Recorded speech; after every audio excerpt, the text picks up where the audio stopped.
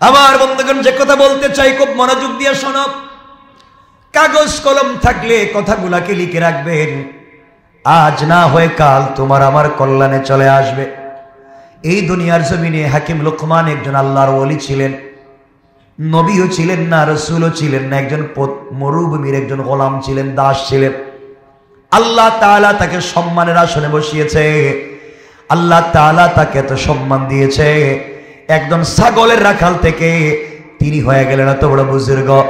দুই রাখাল একসাথে বকরি রাখালি করতেন।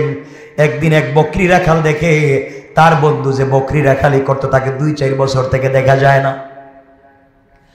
আমার রাখাল কোথায় গেল, বন্ধু বকরি রাখাল কোথায় পাওয়া যায় না। কিছুদিন পরে তাকাইয়া দেখে তার রাখাল বন্ধু একটা পাহাড়ের টিলায়, উঁচা টিলার মধ্যে বসে বসে লম্বা বক্তৃতা করে। শত শত মানুষ তার সামনে বসে বসে মন্ত্র মুগ্ধের মতো তার কথাগুলা শুনে। ওই বকরি রাখাল দৌড়াইয়া দৌড়াইয়া ওখানে চলে গিয়েছে। গিয়ে ওই লোকটার অপরিচিত, লোকটার চেনা চেনা চেহারার অপরিচিত লোকটার কথাগুলা শুনে। সবাই মানুষ তার কথাগুলা শুনে তাদের একাকিত্ব ভুলে যায়, আল্লাহর কথা স্মরণ হয়ে যায়, দুনিয়ার কষ্ট ভুলে যায়, আল্লাহর কথা মনে হয়ে যায়। দুনিয়ার মানুষ আল্লাহর প্রেমে পাগল হয়ে ডাক দিয়ে বলতে শুরু করেছে, আল্লাহ কি হয়েছে, কেনই বা মানুষগুলো আল্লাহকে ডাকে? চেনা চেনা চেহারার অপরিচিত বক্তা আলোচনা করতেছে পাহাড়ের উপরে দাঁড়াইয়া দাঁড়াইয়া। কেড়ে আস্তে আস্তে করে কাছে গিয়েছে। কাছে গিয়ে দেখে মনে হয় আমার বন্ধু যে বকরি রাখাল ছিল। সবাই চলে গিয়েছে, সবাই মুসাফা করতে লাগলো, মুআনাকা করতে লাগলো, দোয়া নিতে লাগলো। সবাই যখন চলে গিয়েছে, বকরি রাখাল আস্তে আস্তে করে কাছে গিয়েছে, ডাক দিয়ে বলেছে, ভাইরে, আমার একজন বন্ধু বকরি রাখাল ছিল, চেহারায় তোমার মতো, এমন খাটো ছিল, এমন কালো ছিল, ঠোঁট এমন মোটা ছিল, চোখ এমন বারিক ছোট ছোট ছিল, তোমার মতো দেখা যায়। কিন্তু দুহাত জোর করে বলছি, মাফ করবেন, আপনাকে রাখাল বলতেছি না, আমার বন্ধুর চেহারা তোমার মতো চেহারার সঙ্গে মিশে যায়, কিন্তু আমার বন্ধু তো বকরির রাখাল ছিল, আপনি তো বড় বুজুর্গ। চোখের পানি ছেড়ে হাকিম লোকমান এই বকরি রাখালকে জড়াইয়া ডাক দিয়ে বলছেন, বাইরে, তুমি যেই বকরি রাখাল খুঁজতেছ সে আর কেউ না, আমি সেই বকরি রাখাল। আল্লাহু আকবার। তোমার সঙ্গে আমিও বকরির পালে রাখালি ছিলাম, আল্লাহকে চিনতে পেরেছি, একাকিত্ব দূর করেছি, আল্লাহ তাআলা আজকে আমাকে ওখানে পাঠাইয়া দিয়েছে। তুমিও যদি সেই আল্লাহকে চিনতে পারো, আল্লাহর পথে চলে আসো, আল্লাহ তাআলা চাইলে তোমাকেও ওই জায়গায় নিতে পারে। কোন ঠিক কিনা? কথা লম্বা করা যাবে না, মনোযোগ দিয়ে শুনেন কি বলতে চাই। হাকিম লোকমান তার সন্তানকে ওসিয়ত করলেন, দুনিয়ার জমিনে আল্লাহকে যদি চিনতে পারো, একমাত্র কেবলমাত্র সফলতার মূল মন্ত্র হলো আল্লাহর পরিচয়। কার? এই আওয়াজে না, সকলে বলে আল্লাহর নামটা ভালোবাসা দিয়ে বলেন আল্লাহ। হাকিম লোকমান বলছেন, শোনো যুবক, শোনো সন্তান, পৃথিবীর জমিনে একমাত্র কেবলমাত্র হিদায়াতের মূল মন্ত্র হলো একমাত্র কেবলমাত্র আল্লাহর কাছাকাছি পৌঁছে যাওয়া। সন্তান বলছে, বাবা, আল্লাহরে কি দেখা যায়? সুবহানাল্লাহ বললেন না?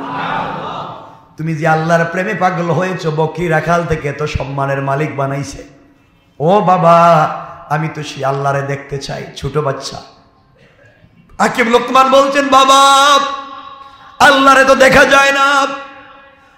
আব্বা জান, আল্লাহকে যদি দেখা যায় না, আল্লাহর স্পর্শ কেমনে অনুভব করা যায়? আল্লাহ রহম করেছে, কাউকে সম্মানিত করেছে, এমন কি কাউকে দেখা যায়? তুমি আমাকে আল্লাহর পরিচয় দিচ্ছ, কারণ বাবা যদি বলা হয় সন্তানকে ওসিয়ত সত্যিকার অর্থে করবে। আমার বন্ধুগণ, লোকমান হাকিম বলছেন, বাবা, আমি তো আল্লাহকে দেখাতে পারবো না, আমাদের বাড়ি থেকে 200-400 মাইল দূরে একজন আল্লাহর নবী আছেন, চলো তোমাকে সেই নবীর কাছে নিয়ে যাই। নবীকে যদি তুমি দেখো, তোমার দিল শান্ত হয়ে যাবে, নবীর কথাগুলো শুনলে আমার চাইতে তোমার আরো ভালো লাগবে। আমার মন বলছে তোমার অশান্ত হৃদয় শান্ত হয়ে যাবে। সুবহানাল্লাহ। তো আসতে বললেন। হাকিম লোকমান সন্তানকে নিয়ে সফর শুরু করলেন। দীর্ঘ পথ চলতে লাগলেন। ছোট্ট বালক, ভিতরে আল্লাহর পরিচয়, আল্লাহকে দেখতে চায়, আল্লাহকে না পেয়ে আল্লাহর বন্ধুকে দেখতে চায়। এই জন্য রাসূল বলেছেন, আলাইকুম বিমুজালাসাতিল উলামা, তোমরা আলিমকে নবীদেরকে ভালোবাসো।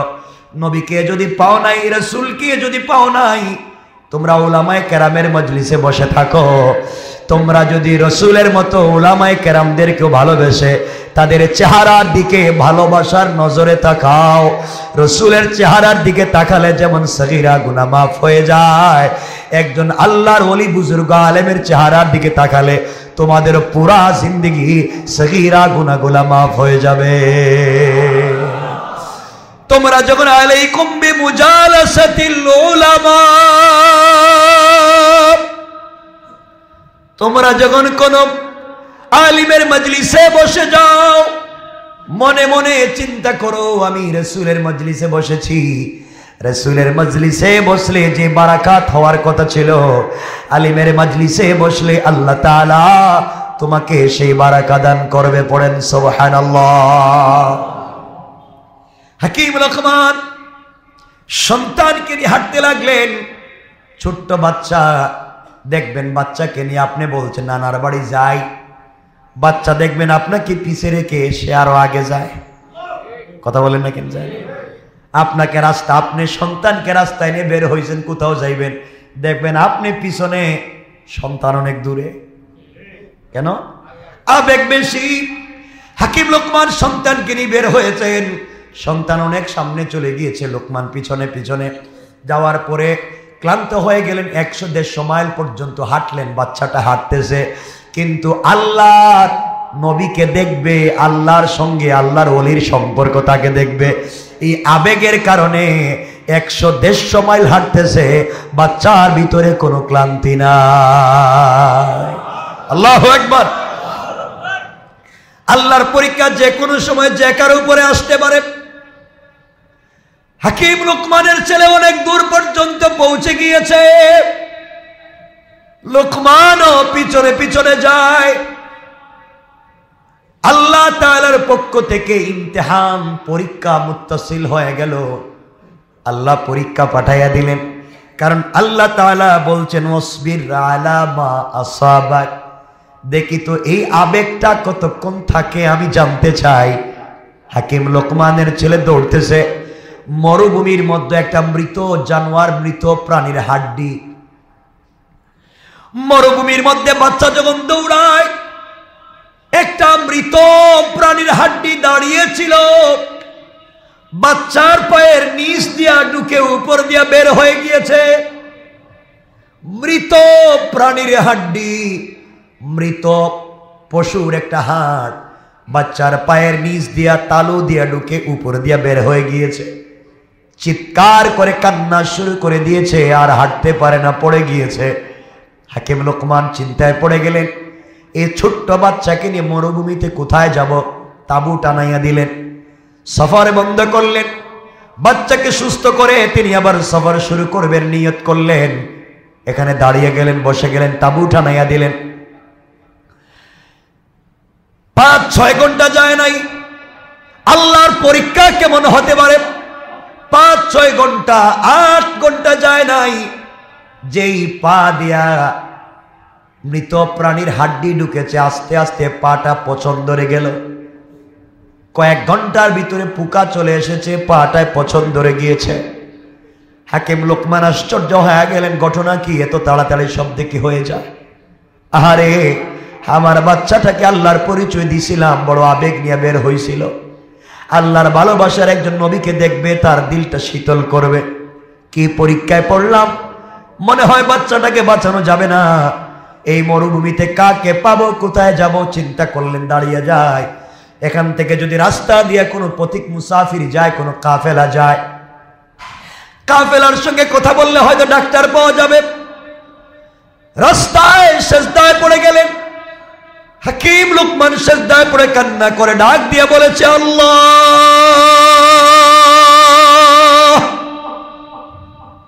এই মরুভূমিতে কেউ নাই, একমাত্র কেবলমাত্র তুমি ছাড়া কেউ নাই। আয় আল্লাহ তাআলা, কি পরীক্ষায় পড়েছি, আমার সন্তানের পায়ের মধ্যে মৃত প্রাণীর হাড্ডি ঢুকে গিয়েছে, না জানি কি হয়ে যায়। আয় আল্লাহ, পাটাও পচে যাচ্ছে, কিছু বুঝি না। বাচ্চাটাও শুয়ে আছে, কান্না করতেছে। হাকিম লোকমান সিজদায় পড়ে গিয়েছেন। আল্লাহ বলেছেন, তোমরা যদি সাহায্য চাও, কিসের মাধ্যমে বলেন না? সাহায্য কিসের মাধ্যমে? নামাজের মাধ্যমে সাহায্য চাও আল্লাহর কাছে, নামাজের মাধ্যমে আর ধৈর্যের মাধ্যমে সাহায্য চাও। সাহায্য দেওয়ার মালিককে আওয়াজ করে বলেন কে? সিজদায় পড়ে গিয়েছেন, আল্লাহর কাছে সাহায্য চাওয়া শুরু করে দিয়েছেন। এমন সময়ে হাকিম লোকমানের ছেলে কান্না করতেছে। লোকমান তো সিজদায় পড়ে আছেন। হঠাৎ করে হাকিম লোকমানের ছেলে দেখে শুভ্র হৃদয়, পুরা বডিটা সাদা কাপড় দিয়ে ঢাকা, চমৎকার চেহারা, নূরানি চেহারা, নূর চমকায়, এমন একটা চেহারা, এমন একটা মানুষ হাকিম লোকমানের ছেলের কাছে বসে গিয়েছে। হাকিম লোকমানের ছেলে সালাম দিয়ে বলছে, কে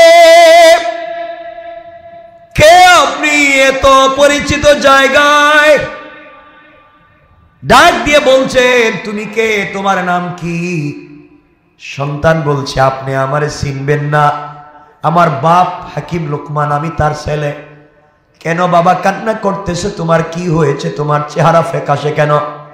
বাচ্চা ডাক দিয়া বলছে, আপনাকে চিনি না, আমি আল্লাহর একজন বন্ধুকে দেখবার জন্য বের হয়েছিলাম, মনে বড় আশা ছিল আল্লাহরে দেখব। বাপ বলছে, আল্লাহকে দেখা যায় না, আল্লাহর বন্ধুকে দেখা যায়।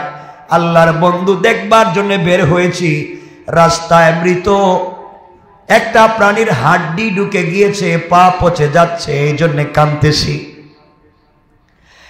এই লোকটা বলছে, আর কান্না করা লাগবে না। এই বলে তার কাপড়ের ভিতর থেকে তার সুন্দর একটা হাত বের করেছে। বের করে হাকিম লোকমানের সন্তানের পায়ের যেখানে হাড্ডি ঢুকেছে ওখানে তার হাত লাগাইয়া দিয়েছে। সাথে সাথে হাড্ডিও বের হয়ে গিয়েছে, পাগের চাইতে আরো ভালো হয়ে গিয়েছে। আল্লাহু আকবার বলে। সন্তান দাঁড়িয়ে আল্লাহর ওলিকে জড়াইয়া বলছে, কে যাইতে পারবেন না, পরিচয় দেন, কে আপনি, বলে যান, আমি যে আল্লাহর ওলিরে দেখতে যাই, আপনি কি এমন কেউ? তিনি বলছেন, বাবা না, আমি হলাম আল্লাহর রহমতের ফেরেশতা, ফেরেশতাদের সর্দার হযরত জিবরাইল। আল্লাহকে দেখতে চাইছো, আল্লাহর বন্ধুকে দেখতে চাইছো, আর তুমি বিপদে পড়ে গিয়েছো, আল্লাহর কাছে সাহায্য চাইছো। আল্লাহ তাআলা তুমি পিচ্চি ছোট, তোমাকে ভালোবেসে ফেলেছে, আর তোমার সাহায্যের জন্য ডাক্তার বানাইয়া আমি জিবরাইলকে পাঠাইয়া দিয়েছে। আল্লাহু আকবার। অসবির আলা মা সাবাক। বিপদে পড়ে ধৈর্য ধরো, কে হেফাজত করবে? সন্তান বাপকে ডাকাইয়া ডাকাইয়া উঠাইছে, বাপ মাথা উঠে দিয়েছেন। জিবরাইল আমিনের সঙ্গে কথা হলো, লম্বা ঘটনা, তিনি চলে গেলেন। আমার বন্ধুগণ, আমার ভাইরা, যাওয়ার আগে জিবরাইল আমিন বলছেন, লোকমানে হাকিম আর সন্তান, শোনো, তোমাদের কি আল্লাহ তাআলা বিপদ কেন দিয়েছেন জানেননি? বাচ্চা বলতেছে, কেন বিপদ দিলেন? আল্লাহ যদি এত ভালোবাসে আমারে, তাহলে বিপদ দিল কেন? আমি তার বন্ধুরে দেখতে গেলাম, রাস্তায় আমার পায়ে হাড্ডি ঢুকাইয়া দিল কেন? আমি তো বুঝলাম না ভালোবাসা কি। জিবরাইল আমিন বলছেন, শোনো, আল্লাহ তাআলা তোমাদেরকে ছোট বিপদ দিয়া ভয়ঙ্কর বিপদ থেকে বাঁচাইয়া দিয়েছে। সুবহানাল্লাহ বলেন। ছোট বিপদ দিয়া বড় বিপদ থেকে বাঁচাইয়া দিয়েছে। কেমনে ছোট বিপদ? জিবরাইল আমিন বলছেন, শোনো, তোমার পায়ের ভিতরে আল্লাহ তাআলা যদি হাড্ডি ঢুকাইয়া না দিতেন, তুমি ওই গ্রামে যাইতা, ওই এলাকায় যেই নবীকে দেখতে যাওয়ার জন্য বের হয়েছ, ওই নবীর উম্মতেরা অনুসারীরা নবীর সঙ্গে বেয়াদবি করছে। আল্লাহ তাআলা রাগ করে ফেলছেন, তাদের উপরে আসমান থেকে পাথরের বৃষ্টি অবতীর্ণ করেছেন। তাদের উপরে পাথরের বৃষ্টি চলতেছে। এই এলাকায় একটাও মানুষ জিন্দা নাই। তোমরা এখানে গেলে আল্লাহর আযাবে তোমরা পাথরের বৃষ্টিতে মরে যাইতা। এই জন্য আল্লাহ পায়ের মধ্যে কাঁটা ঢুকাইয়া দিয়েছে, আর যাইতে পারো নাই, জমিনে আটকাইয়া দিয়েছে, আমাকেও পাঠাইয়া দিয়েছে। আর তোমাদেরকে বড় বিপদ থেকে বাঁচাইয়া ছোট বিপদ দিয়া আমি জিবরিল আমিনের সঙ্গে দেখা করাইয়া দিয়েছে। সুবহানাল্লাহ, জোরে বলে। আল্লাহ পারে কি পারে না? জোরে বলেন, পারে কি পারে না? এজন্য ওয়াসবির আলা মা সাবাক। আল্লাহ বুঝাতে চাইলেন যে কোন বনি আদম, সে নবী হোক অথবা না হোক, রাসূল হোক অথবা না হোক, সে যদি আমার উদ্দেশ্য সাধন করতে পারে, আমি যে উদ্দেশ্যে তাকে পৃথিবীতে দিয়েছি, সে যদি তা কমপ্লিট করতে পারে এবং আমি রবকে সন্তুষ্ট করতে পারে, সে নবী হোক বা না হোক, রাসূল হোক বা না হোক, আমি আল্লাহ তাকে কবুল করে কমপ্লিট, তাকে মুহাব্বত আর ভালোবাসা দিয়ে তার কথাকেও কোরআনের আয়াত বানিয়ে দিতে পারি। সুবহানাল্লাহ বলেন। এজন্য হাকিম লোকমানকে নবীও না রাসূলও না, ভালো করে বুঝবেন, নবীও না রাসূলও না, কিন্তু তার মুখের কথা আল্লাহর কাছে ভালো লেগেছে। এই জন্য আল্লাহ তাআলা তার কথাকে আয়াত বানিয়ে কোরআনে নাজিল করেছেন। হযরত বেলাল হাবশী, ইথিওপিয়ায় বাড়ি। ইথিওপিয়ার মানুষ এখনো ডাইস ছাড়া, দেখতে খুব ভাল লাগবে না এখনো, আজকে তাদের রাজধানী অনেক দামি, ইউরোপের মতো তাদের পয়সা। এই ইথিওপিয়ার মানুষ যাদের আজকেও ডাইস নাই,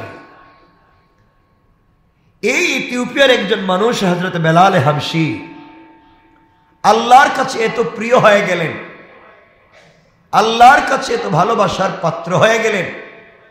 রাসূল পাক যখন মেরাজে গিয়েছিলেন জান্নাত দেখতে, তখন বেলাল হাবশী তো ঘুমিয়েই ছিলেন। বেলাল হাবশী আল্লাহকে বুঝাতে চাইছিলেন, আল্লাহ তোমার হাবিব সবাইকে না জানিয়ে চলে যেতে পারে, তোমার হাবিব কাউকে না জানিয়ে যেতে পারে। যে আত্মীয়ের ঘরে ছিলেন, আত্মীয় জানে না হাবিব কোথায়, কলিজার টুকরা আবু বকরও জানে না রাসূল কোথায়, ওমরও জানে না রাসূল কোথায়, ওসমান আলীও জানে না রাসূল কোথায়, একজন সাহাবীও জানে না রাসূল কোথায়। আয় আল্লাহ, আমি বিলালকে বাদ দিয়ে যাওয়া যাবে না। আয় আল্লাহ তাআলা, রাসূল যেখানে থাকবেন আমাকেও সেখানে নিয়ে যাওয়া লাগবে। আমি তার জন্য এত পাগল। আমার হয়তো জিহ্বা ঠিক নাই, আমার হয়তো ডাইস ঠিক নাই, আমার হয়তো আওয়াজ ঠিক নাই, আমাকে দেখতে মানুষের পছন্দ না। আমি তো তোমার জন্য পাগল হয়েছি, তোমার উদ্দেশ্য সাধন করবার জন্য আহাত বলেছি, বুকে পাথর চাপা দিয়েছি, জিহ্বা আগুন দিয়ে পুড়িয়েছি, অজ্ঞান হয়ে পাথরে পড়ে গিয়েছি, এত কিছু করেছি তোমার উদ্দেশ্য সাধন করবার জন্য। আর তোমার উদ্দেশ্যের জন্য রাসূল যদি মেরাজে যায়, আমাকে একা একা রেখে এত কষ্টের পরেও আমার সুখ কি? তুমি না বলেছো ইন্না মাল উসরি ইউসরা, সকল কষ্টের পরে ভালো সুযোগ আছে, সুবিধা আছে। কই, আমি তো শুধু কষ্ট পেয়ে গেলাম। রাসূল তো উপরে গেলেন, আমি যেতে পারলাম না। রব খুশি হয়ে গেলেন, বেলাল দুনিয়ায় ঘুমিয়ে আছে, তার পায়ের আওয়াজকেও আল্লাহ জান্নাতে রেকর্ড করে দিলেন।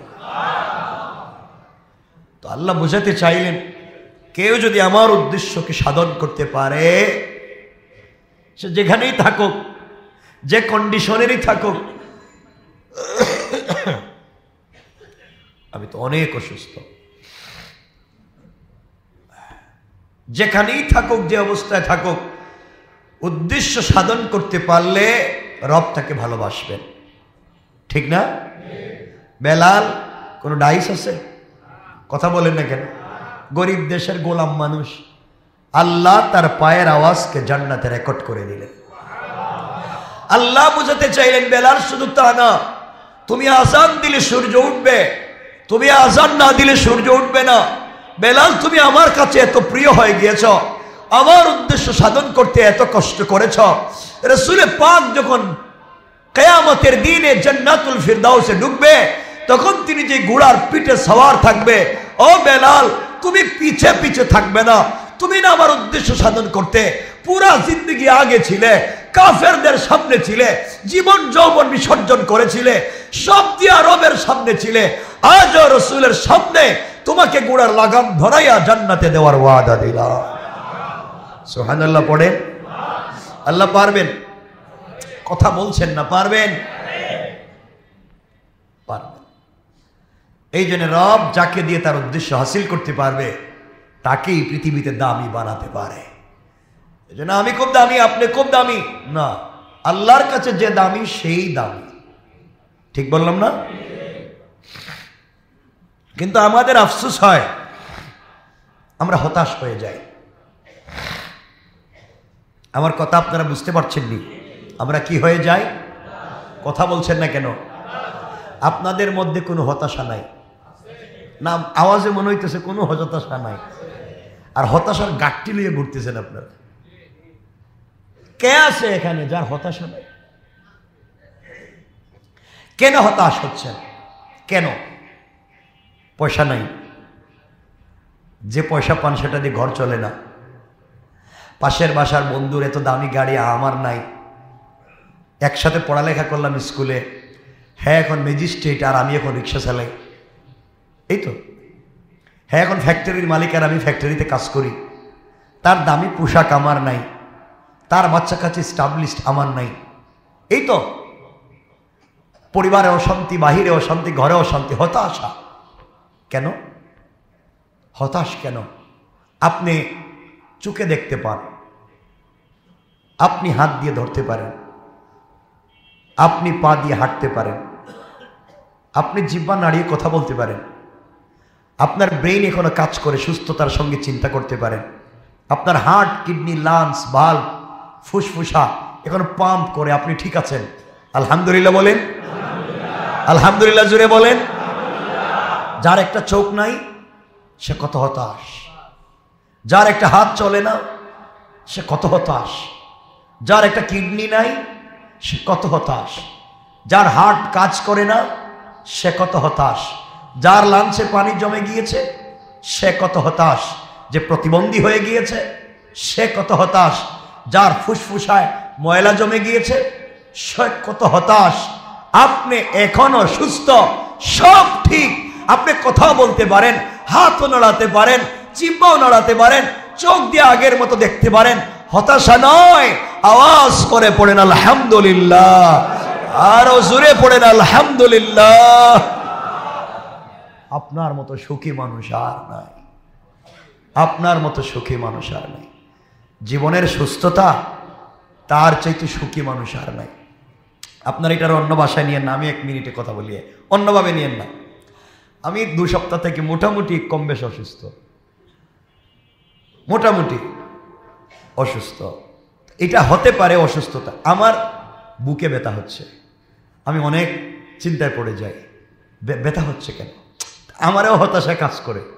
কিন্তু যখন নামাজে দাঁড়াই, সেজদায় যাই, তখন ভাল লাগে যে অনেক মানুষ তো কতদিন হয়ে গেল একটা সেজদাও দিতে পারে না, আর আমি এত সুস্থ। হতাশা কিসের? রাসূল পাকের পুরা বডি তো রক্তাক্ত ছিল, আইয়ুবের তো পুরা বডিতে রোগাক্রান্ত ছিল, এরপরও তারা হতাশ হননি। এই জন্য ইনশাআল্লাহ, ইনশাআল্লাহ আমরা হতাশ হব। বলেন হব। আপনাদেরকে গল্প শোনাবার জন্য কথাগুলো বলতেছি। হতাশ হলে মানুষ কখন হতাশ হয়? যখন একা হয়, একাকিত্ব ভর করে। মানুষ যখন একাকিত্ব বলতে কি, মানুষ যখনই কষ্ট পায় তখন একা অনুভব করে। ঠিক বললাম না? অসুস্থ হলে একাকিত্ব ফিল করে যে আমি মনে হয় আর বাঁচব না। এই একাকিত্ব, অর্থাৎ হতাশার মূল মন্ত্র একাকিত্ব। মানে সব আছে, হঠাৎ মনে করে আমি একা, যদি মরে যায়, যদি শেষ হয়ে যায়, যদি কেউ না দেখে, যদি অসুস্থ হয়ে যায়, এই যে একাকিত্ব ফিল করা, এটাই হতাশা। আমি আপনাদেরকে বলছি, পৃথিবীর জমিনে হতাশ হবেন না, বলেন ইনশাআল্লাহ। বন্ধু আগের মতো আপনাকে সময় দেয় না, আগের মতো আপনার সাথে মজার কথা বলে না, আপনার সাথে বসে আড্ডা মারে না, আগের মতো টেলিফোন ধরে না, চমৎকার কথা বলতে আগের মতো বন্ধুও কথা বলে না।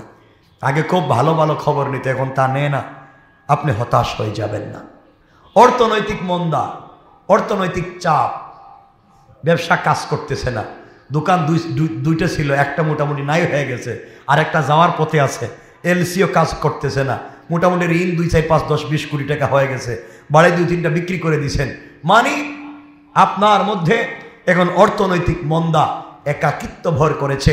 আপনার চাকরি ছিল, চাকরি চলে গেছে গা, আপনি অসুস্থ হয়ে গেছেন, একাকিত্ব ভর করতেছে, চাপ নিচ্ছেন, নিবেন না। আমার কথা বুঝতেছেন নি? না বোধহয় বুঝেন নাই। কি বুঝছেন? চাপ, কথা বলছেন না কেন? সবাই বলতে হবে তো, চাপ বলেন, নিব না, সবাই বলেন। আপনার বয়স হয়ে গেছে 90, আপনি চিন্তা করতেছেন এখন আর এই যে যারা টেবিলে বসে বসে নামাজ পড়তেছেন, এই যে আমাদের মুসলমান, এই যারা টেবিলে বসে নামাজ পড়তেছেন, এরা হতাশ। জিজ্ঞাসা করেন, এরা হতাশ। যদি বসে নামাজ পড়তে পারতাম, যদি আমি দাঁড়িয়ে নামাজ পড়তে পারতাম, যদি আমি ডাইরেক্ট মাটিতে সেজদা দিতে পারতাম, তাদের মনে কত কষ্ট আমি চিনি তো, ব্যক্তিগতভাবে বলতেছি। হতাশ হবেন না, আপনি এখনো ভালো আছেন। কত মানুষ তো বেডে শুয়ে আছে, অক্সিজেন লাগানো, সে তো আপনার মতো টেবিলেও বসতে পারতেছে না। আলহামদুলিল্লাহ বলেন, আলহামদুলিল্লাহ বলেন। আল্লাহ আপনাকে আমাকে এখনো ভালো রেখেছে, আলহামদুলিল্লাহ, আলহামদুলিল্লাহ। এজন্য হতাশ হয়ে যাবেন না আমার বন্ধুগণ। যে কথা বলতে চাই, আপনার আত্মীয় স্বজন আপনাকে এড়িয়ে চলে, মানে আপনি যখন বিপদে পড়বেন দেখবেন সবাই আপনার এড়িয়ে চলে। কথা বলেন না কেন?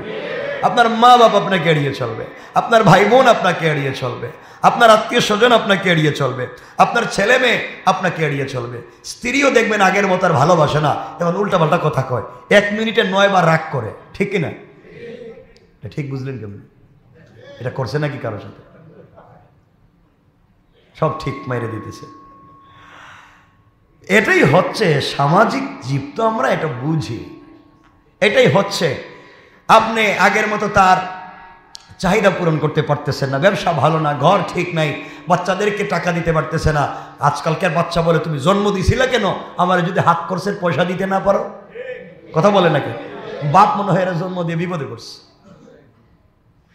তো এতগুলা হতাশ, আপনারা কেউ সময় দেয় না, বন্ধু বান্ধব আগের মতো খবর নেয় না, আত্মীয় স্বজন খবর নেয় না, পরিবার পরিজন খবর নেয় না, আপনার ব্যবসা বাণিজ্য নাই, চাকরি চলে গিয়েছে, সব ধ্বংস হয়ে গিয়েছে, আপনি হতাশ, একাকিত্ব ফিল করতেছেন, আপনি সফল। সুবহানাল্লাহ বলেন। আপনারে যে কেউ টাইম দেয় না, বন্ধু বান্ধব আত্মীয় স্বজন মা বাপ ভাই বোন আপনারা যে টাইম দেয় না, আপনি আগে পড়েন আলহামদুলিল্লাহ। না এই আওয়াজে না, জোরে পড়তে হবে আলহামদুলিল্লাহ। এই আওয়াজে না, আরো জোরে পড়েন আলহামদুলিল্লাহ, আরো জোরে পড়েন আলহামদুলিল্লাহ। কারণ আপনি সবার থেকে এখন আলাদা, আপনি এখন একা। আর একা যিনি হয়, একা না হওয়া পর্যন্ত রব তার কাছাকাছি আসে না। কারণ রাসূল পাক সাল্লাল্লাহু আলাইহি ওয়াসাল্লাম যখন একাকিত্ব অনুভব করতেছিলেন, আল্লাহ তাকে মেরাজে নিয়েছেন। সুবহানাল্লাহ বলেন। রাসূল যখন একা একা ছিলেন, আল্লাহ তাকে নবুয়ত দিয়েছেন। আল্লাহর রাসূল যখন একা একা ছিলেন, আল্লাহ তাকে নবুয়ত দিয়েছেন। হযরত মরিয়ম যখন গাছের নিচে একা একা ফিল করতেছিলেন, পাবলিক তাকে বের করে দিয়েছে, পাবলিক তাকে মসজিদ থেকে বের করে দিয়েছে। কি রে মরিয়ম, তোর পেটে বাচ্চা হইল কেমনে? আত্মীয় স্বজন বের করে দিয়েছে, মা বাপ বের করে দিয়েছে, মরিয়ম তো গাছের নিচে। আল্লাহ বলছেন তুমি একা, তুমি একা নও, তোমার পেটে দিচ্ছে আমার রাসূল হযরত ঈসা। আল্লাহু আকবার বলেন।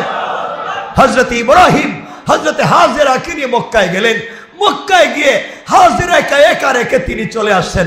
হাজেরা তো একা, একবার সাফায় যায়, একবার মারওয়ায় যায়, একাকিত্ব বর করেছে। আর কত কষ্ট সহ্য হয় না, বাচ্চার পানি নাই, আমার পেটে খাবার নাই, স্বামীও নাই, মা বাপ নাই, কেউ দেখতে আসে না, আমি একা। আল্লাহ বলছেন তুমি একাকিত্ব অনুভব করতেছ, আর আমি আল্লাহ তোমাকে জমজম কূপ দিচ্ছি। সুবহানাল্লাহ বলেন না। এই জন্য আপনি যখন একা হবেন, রবের কাছাকাছি যাবেন, রবের কদমে সেজদা দিবেন, রব তত কাছে থাকে। সবাই ছেড়ে দিয়েছে, সবাই ভুলে গিয়েছে, আমি আমার বান্দাকে ভুলে যাব না। সুবহানাল্লাহ বললেন না? এজন্য আবারও পড়েন আলহামদুলিল্লাহ। একাকিত্ব অভিশাপ, বলেন একাকিত্ব অভিশাপ না আল্লাহর কাছাকাছি যাওয়ার মাধ্যম? কথা বলেন, বুঝতে পেরেছেন? হযরত আইয়ুব এত টাকার মালিক, এত বড় নবী, এতগুলা বউ, এতগুলা বাচ্চা, অসুস্থ হয়েছেন, সবাই ফেলে দিয়েছে জঙ্গলে, একা একা, কেউ দেখে না, পয়সাও নাই, সম্পদ শেষ, বউ বাচ্চাও নাই, বাড়িঘরও নাই, বডিও নাই, পুরো একাকিত্ব। কি ধরনের কষ্ট! একাকিত্ব তাকে ভর করেছে, টেনশন আর টেনশন তাকে ভর করেছে। এক পর্যায়ে আল্লাহ রাব্বুল ইজ্জত ওয়াল জালাল সুস্থ করলেন, পয়সাও দিলেন, আবার নবীও বানাইলেন। হযরত ইব্রাহিম আলাইহিস সালাম বাপ তাকে আগুনে ফেলে দিয়েছে, আগুন জ্বলে, আগুনের ভিতরে একা একা, কেউ নাই, মা নাই, বাপ নাই, ভাই বোন নাই, বন্ধু বান্ধব নাই, কিচ্ছু নাই, এমনকি পরনের কাপড়ও নাই।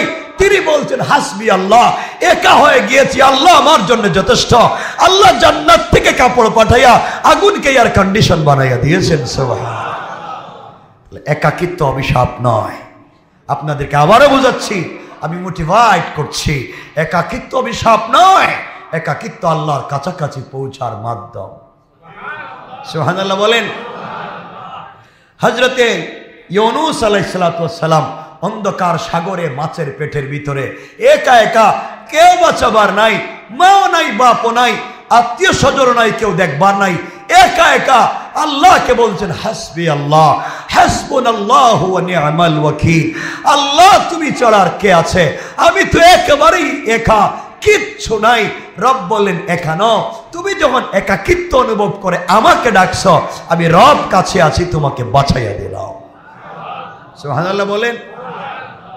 ইউসুফ আলাইহিস সালাম গর্তের ভিতরে একা, আর কেউ ছিল? কথা বলেন না কেন? একা না আর কেউ ছিল? কথা বলছেন না? একা না আর কেউ ছিল? একা একা পড়ে আছেন। নিজের আপন ভাইয়েরা কাপড় পর্যন্ত খুইলে নিছে, ছাগল অথবা অন্য কোনো প্রাণী জবাই করে রক্ত লাগাইয়া বাপের কাছে নিছে। কি একা? আল্লাহ বলছেন ইউসুফ চিন্তা করো না, ভাই তোমাকে ফালাইয়া দিছে অন্ধকার গর্তের ভিতরে, কূপে কাপড় ছাড়া একা নও, আমি আল্লাহ তোমার সাথে আছি, তোমাকে কাপড়ও দিলাম, গর্ত থেকে উঠালাম, মিশরের বাদশাহ বানাইয়া দিলাম। এ আওয়াজে না সুবহানাল্লাহ জোরে বলেন, আরো জোরে বলেন সুবহানাল্লাহ। একাকিত্ব অভিশাপ? আবার বলেন অভিশাপ না আল্লাহর কাছাকাছি যাওয়ার মাধ্যম? কারণ যখন একা হবেন, হৃদয় উজাড় করে মনের ব্যথাগুলা খুলে বলবেন, একবারে কাছের সত্তাকে, আপনার রবের কাছে মোনাজাত করবেন কানে কানে। কারণ আপনি যখন মোনাজাত করবেন, চোখের অশ্রু ফেলে সেজদায় লুটিয়ে পড়বেন, মনে শান্তি পাবেন, মনে হবে আপনি পৃথিবীতে সেরা সুখী মানুষ, আপনাকে সফলতা খুঁজতেছে, কারণ আপনি আল্লাহর কদমে, আর আল্লাহর হাত আপনার ঘাড়ের উপরে। সুবহানাল্লাহ জোরে বলেন। এর চাইতে আর সফলতা আছে? কথা বলেন আছে? আমি যুবকদেরকে বলছি, চাকরি পাচ্ছ না, রাত দিন জুতা ক্ষয় হয়ে গিয়েছে, তুমি সফলতাই পাচ্ছ, আসো না রবের কাছাকাছি। তোমার চাকরি চলে গিয়েছে, টেনশন করো না। তোমার ব্যবসা নষ্ট হয়ে গিয়েছে, টেনশন করো না। বউ বাচ্চা কষ্ট দিচ্ছে, টেনশন করো না। ভাই বোন ব্যথা দিচ্ছে, কোন টেনশন করো না। একাকিত্ব অনুভব করতেছ, কানে কানে রবের সঙ্গে কথা বলো। কেউ না দেখলেও দেখেন কে? কেউ না শুনলেও শুনেন কে? এর চাইতে বড় পাওয়ার আর নাই। সুতরাং আজকের থেকে আমরা একাকিত্ব অনুভব করব, বলেন করব। মনে রাখবেন, এই জন্যে বেশি বেশি করে খুঁজবেন আল্লাহকে, ইস্তেগফার করবেন। ইস্তেগফার অর্থ হচ্ছে ঢেকে দেওয়া। ইস্তেগফার মানে কি? ঢেকে দেওয়া। ইস্তেগফার মানে কি?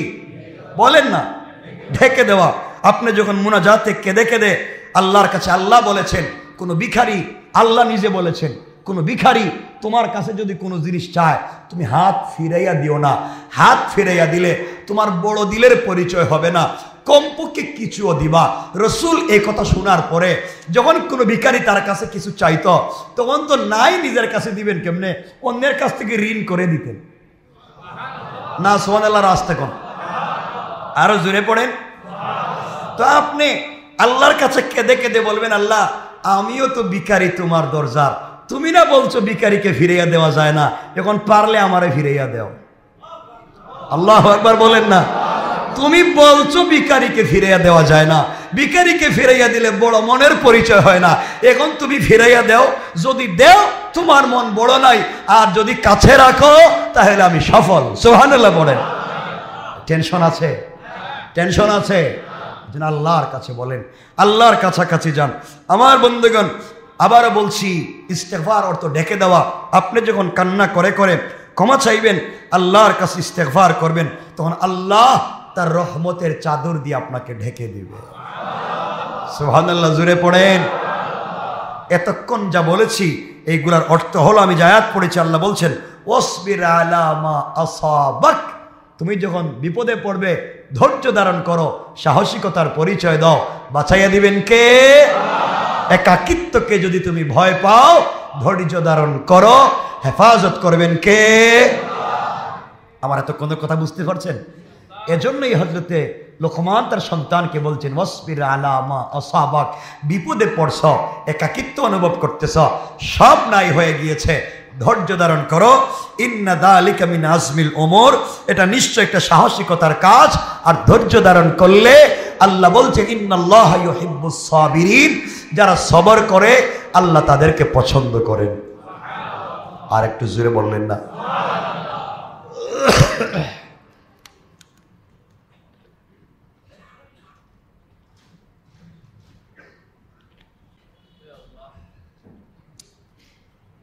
তাইলে আজকের এই পুরো আলোচনায় কি বুঝলাম? আমরা হতাশ হব, একাকিত্ব অনুভব করব। ওই যে বাচ্চারা, ছেলেরা মেয়েরা সুসাইড করে কেন? একা অনুভব করে। কারোর সাথে সম্পর্ক ছিল, সে এখন আর কথা বলে না, একা হয়ে গেছে। আরে পাগল, তুই একা কেমনে? সবই তো আস। একাকিত্ব অনুভব করবেন না। কেউ না দেখলেও দেখেন কে? আল্লাহর কাছে ফিরে যান। সারাদিন দোকানদারি করছেন, পাশের দোকানে 10 লাখ টাকা বিক্রি করছে, আর আপনি 10 টাকা। আলহামদুলিল্লাহ কোন? বললেন আলহামদুলিল্লাহ। এই যে আপনি আলহামদুলিল্লাহ বলেছেন, বিপদে পড়ে শুনছেন কে? আসতে বলবেন না কে? আল্লাহ। এই জন্য আমার মুসলমান বন্ধুগণ, কথাগুলো দিল দিয়া শুনুন কি বলতে চাই। আল্লাহ রাব্বুল ইজ্জত ওয়াল জালাল লোকমানে হাকিমের কথাগুলাকে কোট করে দিয়েছেন কোরআনে কারীমের ভিতরে। আল্লাহ বললেন ইয়া বুনাইয়া আকিমিস সালাতা ওয়া আমুর বিল মা'রুফি ওয়ানহা আনিল মুনকারি ওয়াসবির আলা মা আসাবাক ইন্না যালিকা মিন আজমিল উমুর।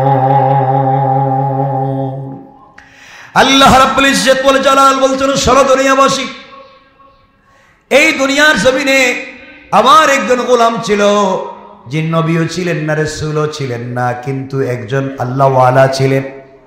তার কথাগুলাকে আমি আল্লাহ তাআলা কোরআনে কোট করে দিয়েছি। কেন দিলাম? এর একমাত্র কারণ হলো, তিনি তো আল্লাহকে ভালো করে চিনতে পেরেছেন, আল্লাহর উদ্দেশ্য হাসিল করতে পেরেছেন। এই হাকিম লোকমান তার সন্তানকে অনেকগুলো উপদেশ দিলেন কোরআনের এই সূরার আরো 3, 4, 5 আয়াত উপর থেকে তিনি নসিহতগুলা করতে লাগলেন, ওসিয়ত করলেন। আমরা সেদিকে যাব না। তিনি ওই জায়গার মধ্যে বলছেন আকিমিস সালাহ, ও আমার কলিজার টুকরা সন্তান, তুমি যখন বিপদে পড়ে যাইবা, আল্লাহর কাছে নামাজের মাধ্যমে আল্লাহর সাহায্য চাইবা। তুমি যখন সেজদায় পড়ে যাইবা, আল্লাহর কদমে সেজদায় পড়ে যাইবা, আল্লাহ তাআলার সাথে সাথে মিন হাবলিল ওয়ারিদ, তোমার গলার রোগের চাইতে আরো কাছাকাছি পৌঁছে যাবে। তুমি আল্লাহর কাছে যা বলবে, কেউ না শুনলেও তিনি তোমাকে শুনে সব কথার জবাব দিয়া সবাই তোমাকে তাড়াইয়া দিলেও আল্লাহ তাআলা তোমাকে তাড়াইয়া দিবে না। সুবহানাল্লাহ, জোরে পড়েন।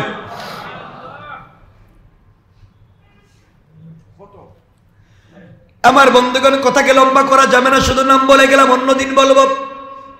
তিনি বলছেন তুমি সালাত আদায় করো, এরপরে বলছেন ওয়ামুর বিল মারুফ, সৎ কাজের আদেশ দিবা, ওয়ানহা আনিল মুনকার, অসৎ কাজ থেকে লোকদেরকে বিরত রাখবা। এতটুকু মনে রাখবা, আপনি শুধু সৎ কাজের আদেশ দিলে হবে না, অত অসৎ কাজ থেকেও লোকদেরকে বাঁচাবার কাজ করতে হবে। সুতরাং আজকালকে যারা আলেমদেরকে জালেম বানাতে চায়, আলেমদের উপরে যারা জুলুম করে, আলেমদেরকে যারা কষ্ট দেয়, এরা শুধু সত্যের বিপরীতে যায় না, বরং অন্যায়কে সাপোর্ট করে দুনিয়ার জমিনেও জালেম হয়ে যায় আর আখিরাতে জাহান্নামের পথে চলে যায়। এরপরে তিনি বলতেন ওয়াসবির মা আলা আসাবাক ওয়াসবির আলা মা আসাবাক। এরপরে তিনি বলেছেন শোনো, বিপদে পড়ে গেলে ধৈর্য ধারণ করবা, কারণ বিপদে পড়ে ধৈর্য ধারণ করলে কেউ না শুনলেও তোমার কথা শুনবেন কে? জোরে বলা লাগবে কে? বিশ্বাস হয়? কেন আলোচনা নিয়ে এসেছি আমরা সংক্ষেপ করে দিচ্ছি। আমার বন্ধুগণ, যে কথা বলতে চাই খুব মনোযোগ দিয়ে শোনো। কাগজ কলম থাকলে কথাগুলাকে লিখে রাখবেন, আজ না হয়ে কাল তোমার আমার কল্যাণে চলে আসবে। এই দুনিয়ার জমিনে হাকিম লোকমান একজন আল্লাহর ওলি ছিলেন, নবীও ছিলেন না, রাসূলও ছিলেন না, একজন মরুভূমির একজন গোলাম ছিলেন, দাস ছিলেন। আল্লাহ তাআলা তাকে সম্মানের আসনে বসিয়েছে, আল্লাহ তাআলা তাকে এত সম্মান দিয়েছে, একজন ছাগলের রাখাল থেকে তিনি হয়ে গেলেন এত বড় বুজুর্গ। দুই রাখাল একসাথে বকরি রাখালি করতেন। একদিন এক বকরি রাখাল দেখে তার বন্ধু যে বকরি রাখালি করতো তাকে 2-4 বছর থেকে দেখা যায় না। আমার রাখাল কোথায় গেল, বন্ধু বকরি রাখাল কোথায় পাওয়া যায় না। কিছুদিন পরে তাকাইয়া দেখে তার রাখাল বন্ধু একটা পাহাড়ের টিলায়, উঁচা টিলার মধ্যে বসে বসে লম্বা বক্তৃতা করে। শত শত মানুষ তার সামনে বসে বসে মন্ত্রমুগ্ধের মতো তার কথাগুলা শুনে। ওই বকরি রাখাল দৌড়াইয়া দৌড়াইয়া ওখানে চলে গিয়েছে। গিয়ে ওই লোকটার অপরিচিত, লোকটার চেনা চেনা চেহারার অপরিচিত লোকটার কথাগুলো শুনে। সবাই মানুষ তার কথাগুলো শুনে তাদের একাকিত্ব ভুলে যায়, আল্লাহর কথা স্মরণ হয়ে যায়, দুনিয়ার কষ্ট ভুলে যায়, আল্লাহর কথা মনে হয়ে যায়। দুনিয়ার মানুষ আল্লাহর প্রেমে পাগল হয়ে ডাক দিয়ে বলতে শুরু করেছে, আল্লাহ কি হয়েছে? কেনই বা মানুষগুলো আল্লাহকে ডাকে? চেনা চেনা চেহারার অপরিচিত বক্তা আলোচনা করতেছে, পাহাড়ের উপরে দাঁড়াইয়া দাঁড়াইয়া কেড়ে আস্তে আস্তে করে কাছে গিয়েছে। কাছে গিয়ে দেখে মনে হয় আমার বন্ধু যে বকরি রাখাল ছিল। সবাই চলে গিয়েছে, সবাই মুসাফা করতে লাগলো, মুআনাকা করতে লাগলো, দোয়া নিতে লাগলো। সবাই যখন চলে গিয়েছে, বকরি রাখাল আস্তে আস্তে করে কাছে গিয়েছে, ডাক দিয়ে বলেছে, ভাইরে, আমার একজন বন্ধু বকরি রাখাল ছিল, চেহারায় তোমার মতো, এমন খাটো ছিল, এমন কালো ছিল, ঠোঁট এমন মোটা ছিল, চোখ এমন বারিক ছোট ছোট ছিল, তোমার মতো দেখা যায়। কিন্তু দুহাত জোর করে বলছি, মাফ করবেন, আপনাকে রাখাল বলতেছি না, আমার বন্ধুর চেহারা তোমার মতো চেহারার সঙ্গে মিশে যায়, কিন্তু আমার বন্ধু তো বকরির রাখাল ছিল, আপনি তো বড় বুজুর্গ। চোখের পানি ছেড়ে হাকিম লোকমান এই বকরি রাখালকে জড়াইয়া ডাক দিয়ে বলছেন, বাইরে তুমি যেই বকরি রাখাল খুঁজতেছ সে আর কেউ না, আমি সেই বকরি রাখাল। আল্লাহু আকবার। তোমার সঙ্গে আমিও বকরির পালে রাখালি ছিলাম, আল্লাহকে চিনতে পেরেছি, একাকিত্ব দূর করেছি, আল্লাহ তাআলা আজকে আমাকে ওখানে পাঠাইয়া দিয়েছে। তুমিও যদি সেই আল্লাহকে চিনতে পারো, আল্লাহর পথে চলে আসো, আল্লাহ তাআলা চাইলে তোমাকেও ওই জায়গায় নিতে পারে। কোন ঠিক কিনা? কথা লম্বা করা যাবে না, মনোযোগ দিয়ে শুনেন কি বলতে চাই। হাকিম লোকমান তার সন্তানকে ওসিয়ত করলেন, দুনিয়ার জমিনে আল্লাহকে যদি চিনতে পারো, একমাত্র কেবলমাত্র সফলতার মূল মন্ত্র হলো আল্লাহর পরিচয়। কার? এই আওয়াজে না, সকলে বলে আল্লাহর নামটা ভালোবাসা দিয়ে বলেন আল্লাহ। হাকিম লোকমান বলছেন, শোনো যুবক, শোনো সন্তান, পৃথিবীর জমিনে একমাত্র কেবলমাত্র হিদায়াতের মূল মন্ত্র হলো একমাত্র কেবলমাত্র আল্লাহর কাছাকাছি পৌঁছে যাওয়া। সন্তান বলছে, বাবা আল্লাহরে কি দেখা যায়? সুবহানাল্লাহ বললেন না? তুমি যে আল্লাহর প্রেমে পাগল হয়েছো, বকরি রাখাল থেকে তো সম্মানের মালিক বানাইছে। ও বাবা, আমি তো সেই আল্লাহরে দেখতে চাই। ছোট বাচ্চা হাকিম লোকমান বলছেন, বাবা আল্লাহরে তো দেখা যায় না। আব্বা জান, আল্লাহকে যদি দেখা যায় না, আল্লাহর স্পর্শ কেমনে অনুভব করা যায়?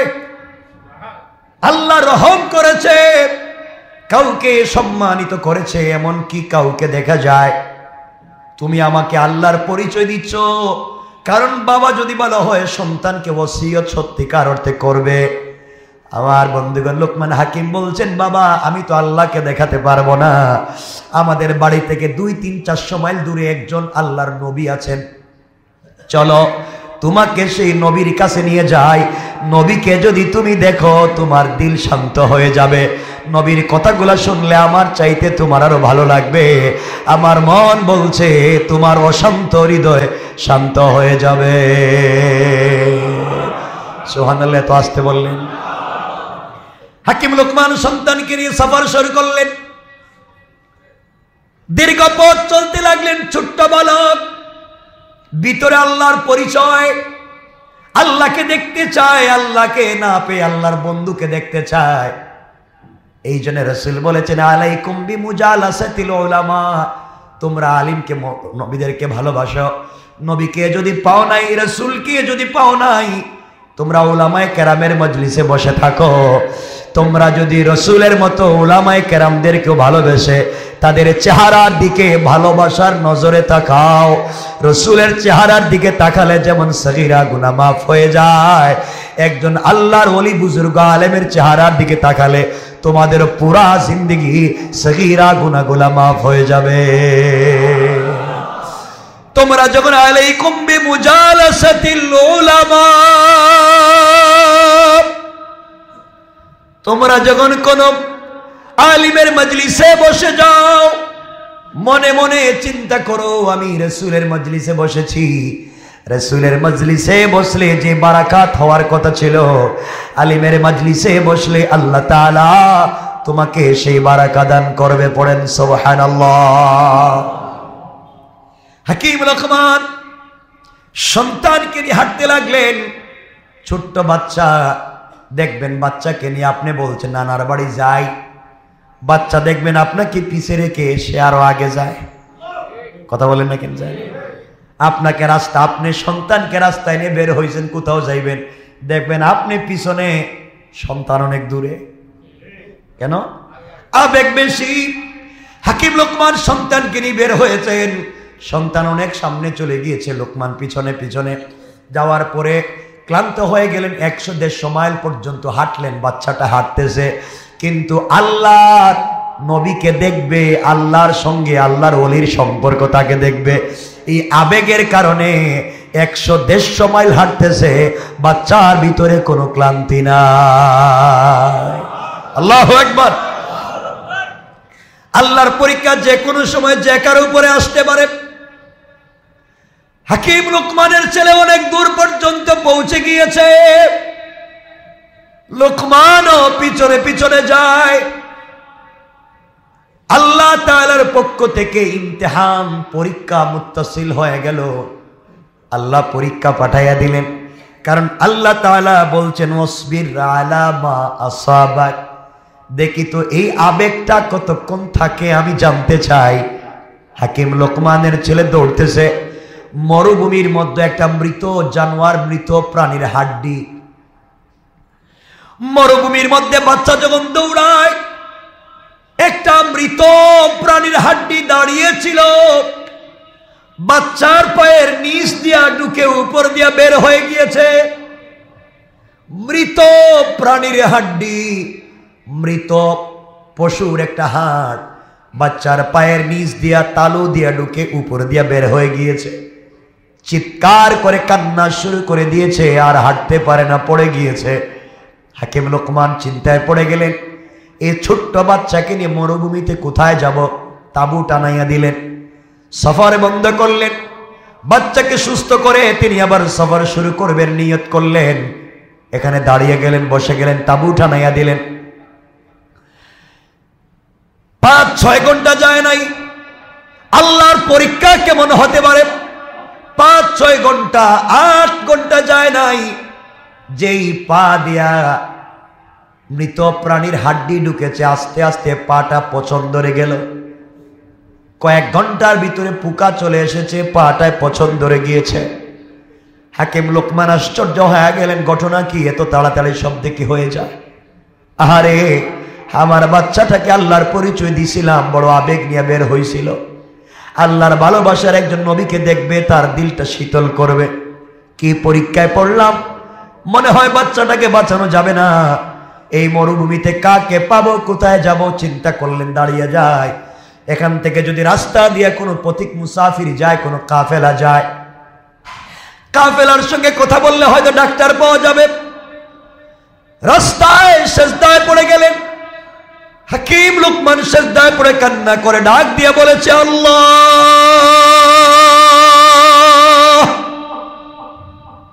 এই মরুভূমিতে কেউ নাই, একমাত্র কেবলমাত্র তুমি ছাড়া কেউ নাই। আয় আল্লাহ তাআলা, কি পরীক্ষায় পড়েছি! আমার সন্তানের পায়ের মধ্যে মৃত প্রাণীর হাড্ডি ঢুকে গিয়েছে, না জানি কি হয়ে যায়। আয় আল্লাহ, পাটাও পচে যাচ্ছে, কিছু বুঝি না। বাচ্চাটাও শুয়ে আছে, কান্না করতেছে। হাকিম লোকমান সেজদায় পড়ে গিয়েছেন। আল্লাহ বলেছেন, তোমরা যদি সাহায্য চাও, কিসের মাধ্যমে? বলেন না, সাহায্য কিসের মাধ্যমে? নামাজের মাধ্যমে সাহায্য চাও আল্লাহর কাছে, নামাজের মাধ্যমে আর ধৈর্যের মাধ্যমে সাহায্য চাও। সাহায্য দেওয়ার মালিককে আওয়াজ করে বলেন কে?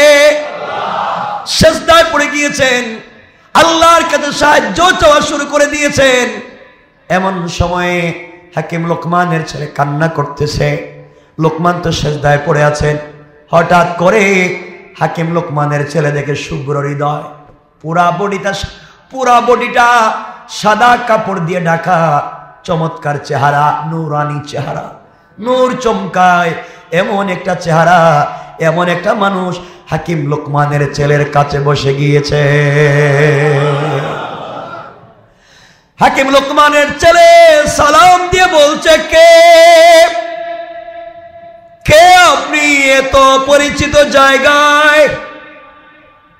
ডাক দিয়ে বলছেন, তুমি কে, তোমার নাম কি? সন্তান বলছে, আপনি আমারে চিনবেন না, আমার বাপ হাকিম লোকমান, আমি তার ছেলে। কেন বাবা কান্না করতেছে? তোমার কি হয়েছে? তোমার চেহারা ফ্যাকাশে কেন? বাচ্চা ডাক দিয়া বলছে, আপনাকে চিনি না, আমি আল্লাহর একজন বন্ধুকে দেখবার জন্য বের হয়েছিলাম, মনে বড় আশা ছিল আল্লাহরে দেখব। বাপ বলছে, আল্লাহকে দেখা যায় না, আল্লাহর বন্ধুকে দেখা যায়। আল্লাহর বন্ধু দেখবার জন্য বের হয়েছি, রাস্তায় মৃত একটা প্রাণীর হাড্ডি ঢুকে গিয়েছে, পা পচে যাচ্ছে, এই জন্য কাঁদতেছি। এই লোকটা বলছে, আর কান্না করা লাগবে না। এই বলে তার কাপড়ের ভিতর থেকে তার সুন্দর একটা হাত বের করেছে। বের করে হাকিম লোকমানের সন্তানের পায়ের যেখানে হাড্ডি ঢুকেছে ওখানে তার হাত লাগাইয়া দিয়েছে। সাথে সাথে হাড্ডিও বের হয়ে গিয়েছে, পাগের চাইতে আরো ভালো হয়ে গিয়েছে। আল্লাহু আকবার বলে। সন্তান দাঁড়িয়ে আল্লাহর ওলিকে জড়াইয়া বলছে, কে যাইতে পারবেন না? পরিচয় দেন, কে আপনি? বলে যান, আমি যে আল্লাহর ওলিরে দেখতে যাই। আপনি কি এমন কেউ? তিনি বলছেন, বাবা না, আমি হলাম আল্লাহর রহমতের ফেরেশতা, ফেরেশতাদের সর্দার হযরত জিবরাইল। আল্লাহকে দেখতে চাইছো, আল্লাহর বন্ধুকে দেখতে চাইছো, আর তুমি বিপদে পড়ে গিয়েছো, আল্লাহর কাছে সাহায্য চাইছো। আল্লাহ তাআলা তুমি পিচ্চি ছোট তোমাকে ভালোবেসে ফেলেছে, আর তোমার সাহায্যের জন্য ডাক্তার বানাইয়া আমি জিবরাইলকে পাঠাইয়া দিয়েছে। আল্লাহু আকবার। অসবির আলা মা সাবাক, বিপদে পড়ে ধৈর্য ধরো। কে হেফাজত করবে? সন্তান বাপকে ডাকাইয়া ডাকাইয়া উঠাইছে, বাপ মাথা উঠে দিয়েছেন। জিবরাইল আমিনের সঙ্গে কথা হলো, লম্বা ঘটনা, তিনি চলে গেলেন। আমার বন্ধুগণ, আমার ভাইরা, যাওয়ার আগে জিবরিল আমিন বলছেন, লোকমানে হাকিম আর সন্তান শোনো, তোমাদের কি আল্লাহ তাআলা বিপদ কেন দিয়েছেন জানেননি? বাচ্চা বলতেছে, কেন বিপদ দিলেন আল্লাহ? যদি এত ভালোবাসে আমারে, তাহলে বিপদ দিল কেন? আমি তার বন্ধুরে দেখতে গেলাম, রাস্তায় আমার পায়ে হাড্ডি ঢুকাইয়া দিল কেন? আমি তো বুঝলাম না ভালোবাসা কি। জিবরিল আমিন বলছেন, শোনো, আল্লাহ তাআলা তোমাদেরকে ছোট বিপদ দিয়া ভয়ঙ্কর বিপদ থেকে বাঁচাইয়া দিয়েছে। সুবহানাল্লাহ বলেন। ছোট বিপদ দিয়া বড় বিপদ থেকে বাঁচাইয়া দিয়েছে। কেমনে ছোট বিপদ? জিবরিল আমিন বলছেন, শোনো,